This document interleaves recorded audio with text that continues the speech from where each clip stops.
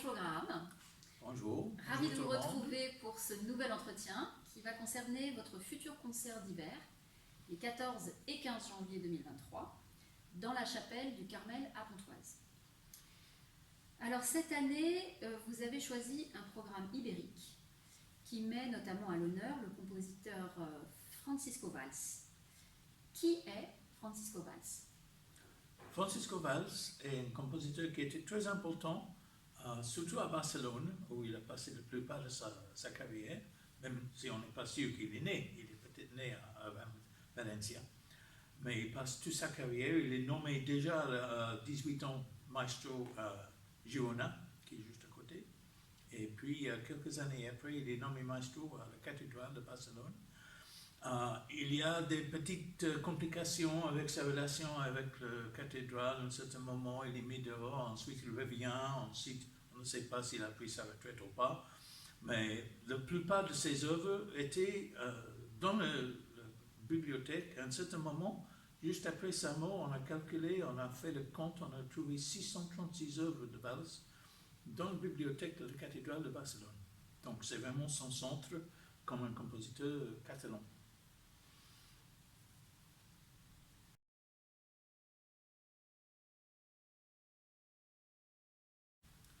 La pièce maîtresse du programme est la Missa Regalis, composée par Francisco Valls en 1740. Est-ce que vous pouvez un petit peu nous raconter l'histoire de cette œuvre? Alors, c'est son Schwanengesang, si vous voulez, son chant de cygne, c'est son dernière œuvre qu'il a composée dédiée au roi Jean V de Portugal, ici présent. Et pour des raisons qui ne sont pas complètement claires, mais dans une certaine façon, ça résume beaucoup de son travail, de toute sa carrière. Ça fait un écho d'une grande messe qu'il a écrite beaucoup plus jeune dans sa carrière, la fameuse Missa Scala Aretina. Et la Scala Aretina, en fait, c'est simplement une gamme qui a été inventée par Guido d'Arezzo, il y a très, très longtemps avant, et Valls utilise comme une sorte de cantus firmus dans cette messe. Alors la messe était renommée à l'époque, et on avait une énorme polémique autour de ces procédés harmoniques. Donc ça c'était en 1702. Donc c'est intéressant, à la fin de sa carrière, Valls revient à cette Scala Aretina pour composer cette messe Missa Regalis, mais c'est en échelle beaucoup plus petite. Et la raison pour ça est que Jean V, il faisait tout pour imiter l'ambiance musicale du Vatican. Il a voulu être une sorte de Vatican en Portugal. Il voulait être reconnu par le pape comme un roi très chrétien. Donc, dans cette chapelle, on n'avait pas d'instrument. Donc, Valls recompose cette pièce un petit peu sur les mêmes bases, mais juste pour voix et basse continue. Et il a resté, on a l'autographe de cette messe qui est dans la bibliothèque de la cathédrale, et c'est que tout récemment qu'un ami, un longtemps fan de la musique de Valls, comme moi, a réussi d'avoir une copie de cet manuscrit et fait une transcription de la messe. Il a fait enregistrer par un chœur anglais. On peut trouver ça sur YouTube. Mais à ma connaissance, notre concert sera les premières manifestations de cette pièce en Europe, certainement en France. Donc c'est un first pour Pontoise.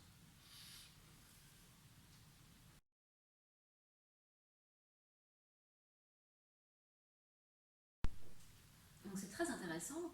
Et donc cet ami dont vous nous avez parlé, qui a retranscrit ce manuscrit, a-t-il comme projet de le faire éditer? Oui, tout à fait. Et ça fait partie de l'arrangement entre nous, qu'on a l'utilisation de son transcription, parce que c'était fait un petit peu rapidement pour cet enregistrement anglais. Et le deal, si vous voulez, c'est que nous, on fait une sorte de lecture de la partition tous les membres de l'ensemble vocal sont venus les sub-éditeurs et les chasseurs de petites erreurs. On corrige tout et ensuite je vais réenvoyer à cet ami et ça sera publié. Donc c'est une sorte de travail commun entre nous. Pour lui, c'était une pièce qui connaissait l'existence, mais il n'a jamais vu, donc c'est lui qui a vraiment fait l'effort de le faire sortir et de le mettre sur papier, et donc nous on profite.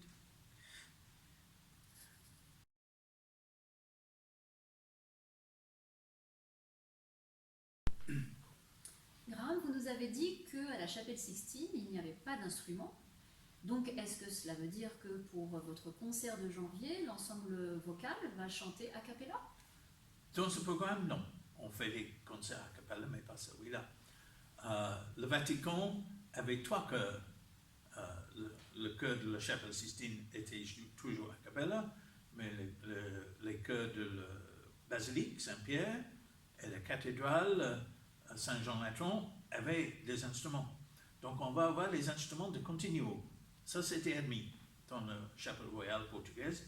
Donc j'ai choisi de faire une basse continue bien fournie, avec un orgue bien sûr, mais aussi un harpe qui fait toujours partie de le continuo en Espagne, et aussi un doucian, qui est un instrument que les Espagnols affectionnent beaucoup pour l'accompagner en basse continue, plutôt qu'un violoncelle.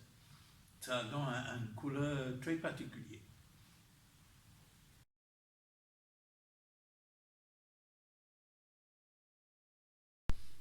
Alors, vous nous avez parlé de la Scala Aretina. Est-ce que vous pouvez nous en dire un petit peu plus?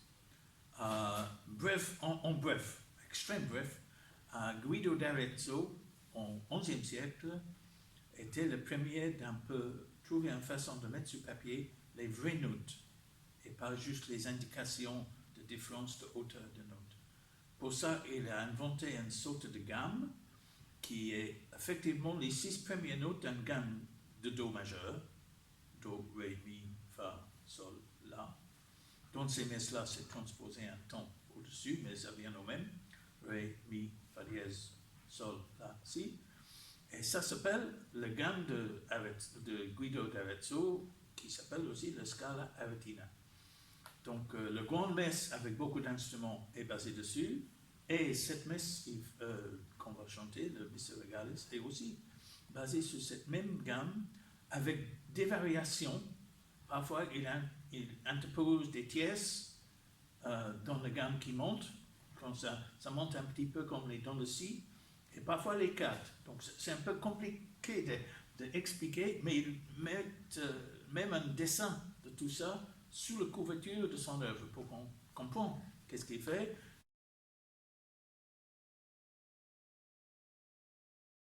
Et une fois à partir de là, il joue toutes les variations dessus. Donc, le Missa Regalis, c'est écrit pour 5 fois, avec 2 parties de soprano, avec notre basse continue fournie. Et ça sera accompagné par les autres pièces un petit peu de l'époque, parfois par valse et parfois de ses contemporains.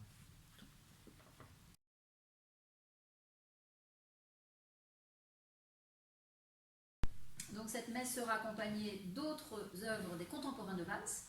Pouvez-vous nous en parler un petit peu plus? Bien sûr. C'est une pièce de valse, oui-même, déjà. Un Tota Pulchra es à 4 voix, avec continuo.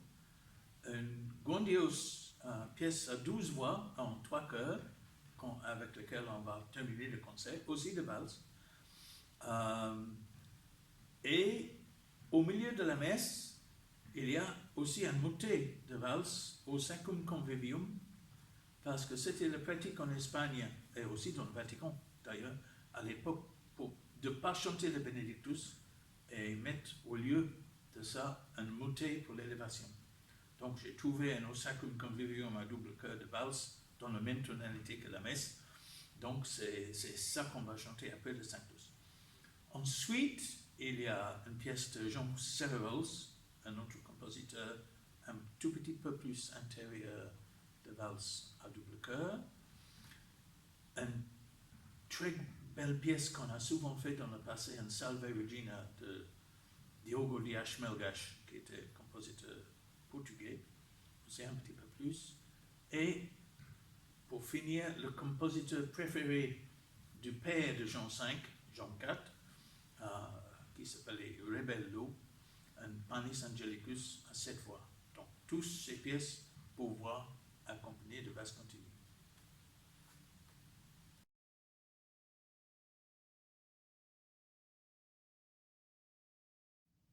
Eh bien, Graham, un grand merci pour ce nouvel entretien.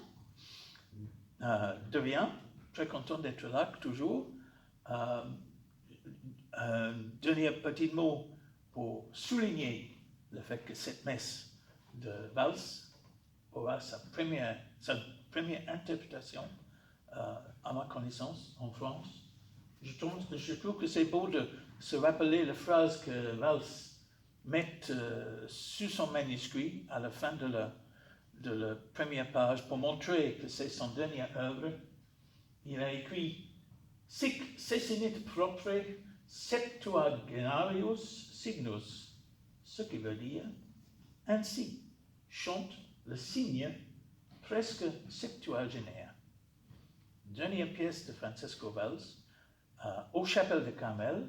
Un grand merci à les sœurs carmélites qui chaque année nous invitent de chanter notre concert de janvier dans le magnifique chapelle. Et à très bientôt, le 14 et 15 janvier. Eh bien, on a hâte de vous retrouver. Merci beaucoup, Graham.